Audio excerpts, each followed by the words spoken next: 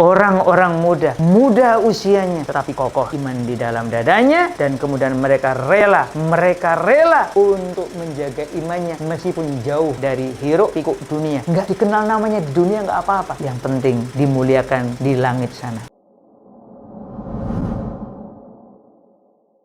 Assalamualaikum warahmatullahi wabarakatuh.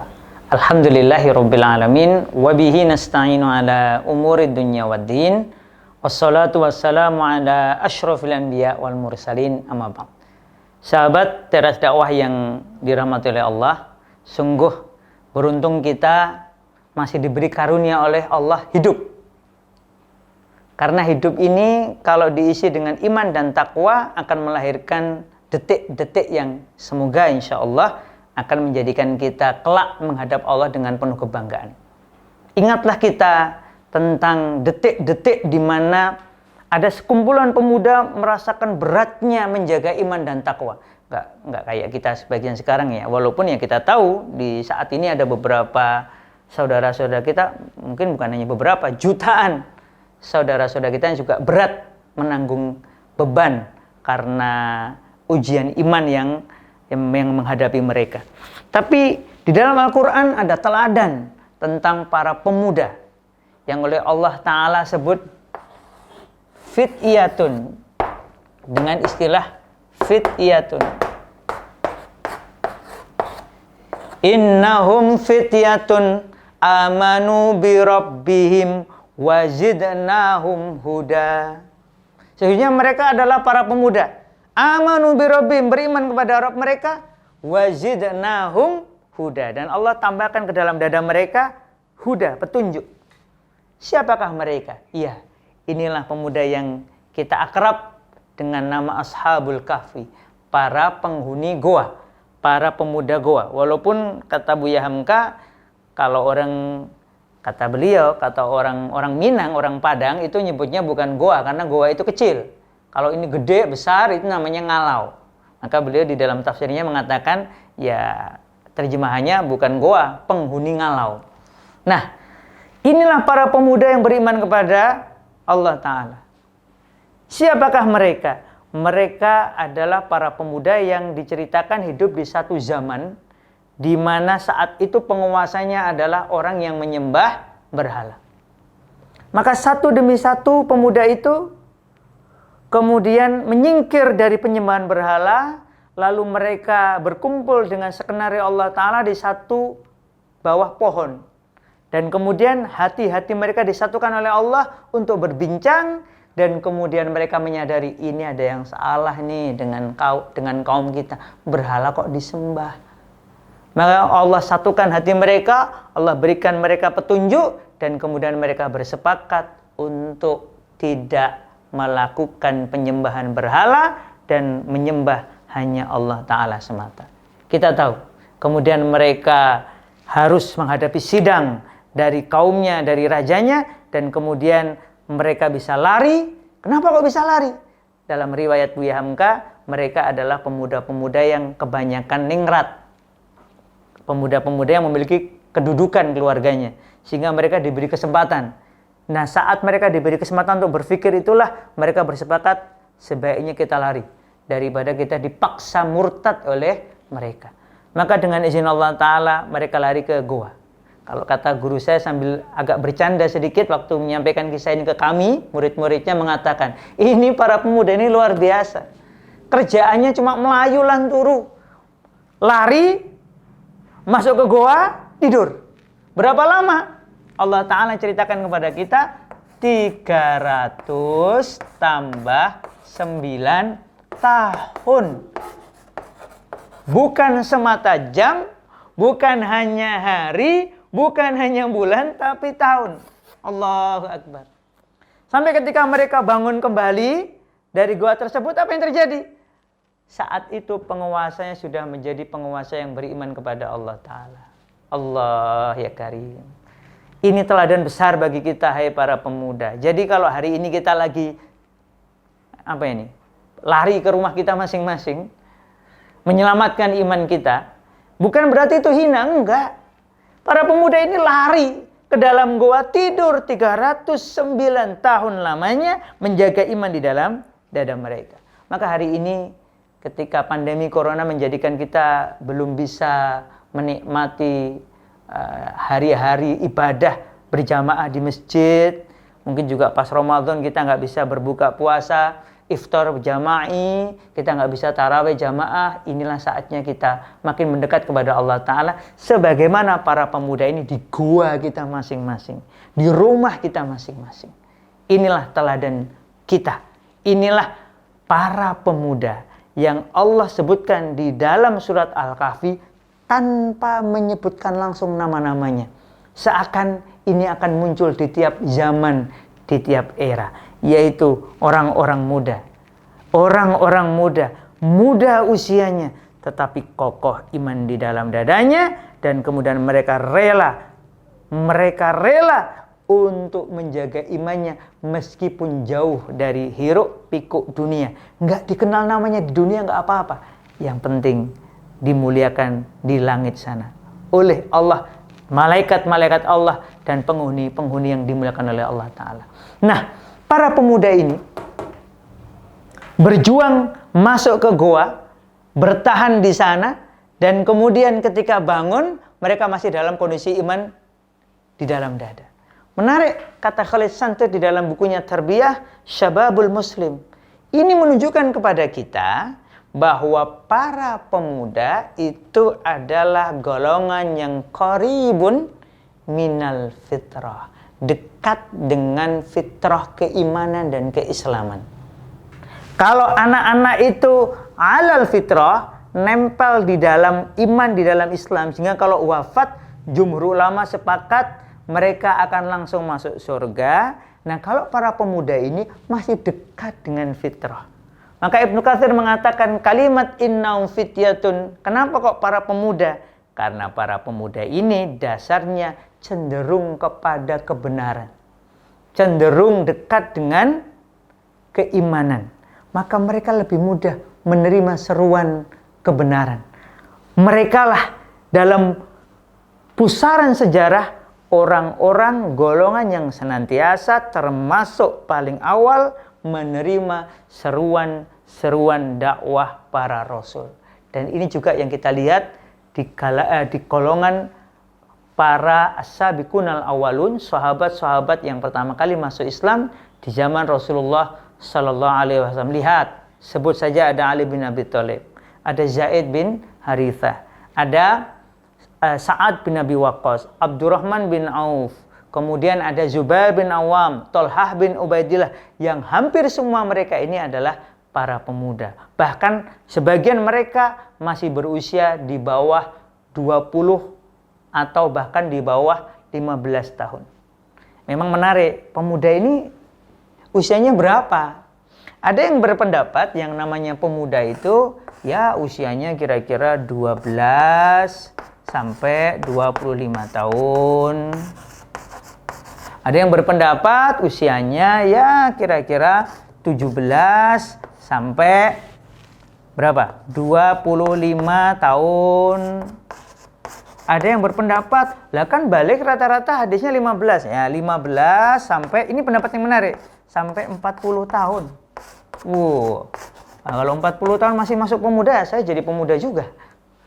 Nah, ini menunjukkan kepada kita bahwa di masa muda ini juga, di dalam Al-Quran disebutkan namanya masa muda itu disebut dengan kata, satu di antaranya disebut dengan kata kuwah. Kuwatun. Wah, kuwah, masa kekuatan. Ada ulama menyebutkan bahwa disebut masa kuat karena ini kuat di aspek fisiknya, di aspek pikirnya, di aspek emosinya, di aspek sosialnya. Maka tulang punggung suatu bangsa adalah fityatun, para pemuda. Kalau para pemuda ini kuat imannya, beres imannya, insya Allah kuat beres pula negara tersebut. Kalau para pemudanya error imannya, maka juga akan error negara tersebut. Nah, ini menjadi hal yang sangat menarik bagi kita. Berarti, kalau engkau, hei para pemuda, beres hidupmu, tinggi cita-citamu, tembus langit dunia, cita-citanya sampai ke akhirat. Hatimu juga yakin dengan janji Allah Ta'ala bahwa orang yang beriman, bertakwa, beramal soleh akan mulia. Maka lihat, inilah kekuatan utama suatu bangsa. Konon 2035, 2040 Indonesia akan panen bonus demografi, yaitu jumlah golongan yang produktif lebih banyak daripada lansia maupun lebih banyak daripada balita. Ini dalam pusaran sejarah selalu melahirkan kejayaan bagi suatu negara yang bersungguh-sungguh menyiapkan generasi produktif ini. Generasi produktif ini satu di antaranya kita sebut dengan nama fityatun, para pemuda kuat. Jadi ingat saya ada satu minuman yang konon itu juga dari kata kuwah. Nama minumannya adalah qahwah. Qahwah itu pendapat yang lumayan kuat adalah dari kata qawiya yaqwa, kuat. Yang itu dari kata sama dengan ini, kuwah. Disebut qahwah karena bikin kuwah, bikin kuat. Para pemuda perlu itu mengkonsumsi kopi asli, bukan kopi saset. Karena di dalam kopi yang asli banyak sekali manfaatnya. Begitu pula di dalam diri pemuda yang asli menyimpan banyak kekuatan. Apa sumber utama kekuatannya? Kita lihat dari para pemuda Al-Kahfi, sumber kekuatan utama, the true youth, para pemuda sejati adalah keimanan yang benar kepada Allah Ta'ala. Ini kalau sudah punya nih kekuatan ini, maka dia akan menjadi para pemuda yang menyokong kebangkitan umat dan juga kejayaan bangsa. Ingatlah satu pidato Bung Karno menyitir tulisannya Buya Hamka. Kata Bung Karno, Tuhan kekal dan abadi. Tuhan satu. Dan kepercayaan kepada Tuhan yang satu inilah, tauhid inilah yang menjadi api yang berkobar-kobar dan menyala-nyala dalam Quran itu. Dan jikalau api itu telah berkobar-kobar dan menyala-nyala dalam diri seseorang, dalam dada seseorang, sebagaimana kata Buya Hamka, maka orang itu tidak takut akan mati. Kira-kira begitu Bung Karno menyitir pendapat Buya Hamka tentang elan, tentang api yang menjadikan seseorang itu kuat. Api apa itu? Api tauhid. Api tauhid ini pula yang masuk ke dalam dada Ashabul Kahfi, para pemuda teladan kita ini, sehingga mereka rela meninggalkan dunia, meninggalkan segala hiruk pikuk dunia yang menawarkan kenikmatan sesaat demi sesuatu yang lebih utama dan lebih abadi, yaitu janji Allah Ta'ala berupa surga, jannah bagi mereka yang tetap taat kepada Allah, meninggalkan dunia untuk akhirat yang lebih abadi. Nah, itu adalah api tauhid. Kalau api tauhid itu sudah masuk ke dalam dada para pemuda ini, apa yang terjadi? Maka umat bangsa akan menjadi punya kekuatan utama. Begitu pula ketika para pemudanya kehilangan api ini, kehilangan kekuatan utama ini, yang terjadi adalah mereka menjadi lemah, sibuk ngomongin yang tidak perlu. Rizki sudah jelas, ngapain diributkan, ngapain cari dengan cara yang haram. Intinya adalah berjuang sungguh-sungguh, berikan kekuatan kepada diri, kemampuan diri yang terbaik, insya Allah rezeki akan datang. Jodoh, sudah Allah pastikan kalau namanya jodoh nanti akan datang pada saatnya. Tugasnya adalah bukan mencarinya dengan cara yang haram, tapi cari dengan cara yang halal. Jadi tenang aja. Kalau kita tuh bersungguh-sungguh menyiapkan diri, Allah akan tunjukkan jalannya. Walladzina jahadu fina lanahdiyannahum subulana, jalan-jalannya. Nah, maka para pemuda Kahfi ini tadi masuk ke dalam gua, jaga imannya, ditidurkan oleh Allah Ta'ala. Bisa jadi Ramadan ini kita ditidurkan oleh Allah Ta'ala di rumah kita masing-masing, ditidurkan dalam tanda kutip ya. yaitu kita fokus taqarrub ilallah, kita kembali seperti zaman para sahabat, yaitu bagaimana para sahabat diceritakan oleh para ulama berbuka bukan rame-rame di rumah masing-masing.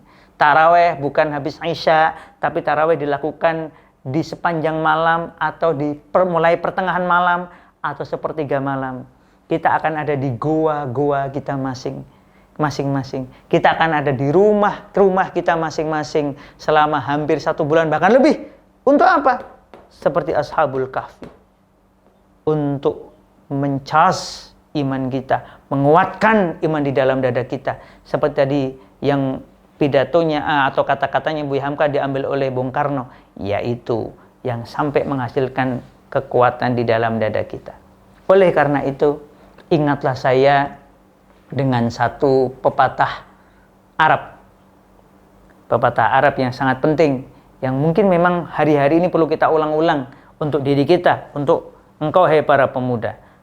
Dulu guru saya menceritakan ini dengan sangat gagah ketika saya masih dulu perlu belajar, sekarang juga masih perlu belajar ya.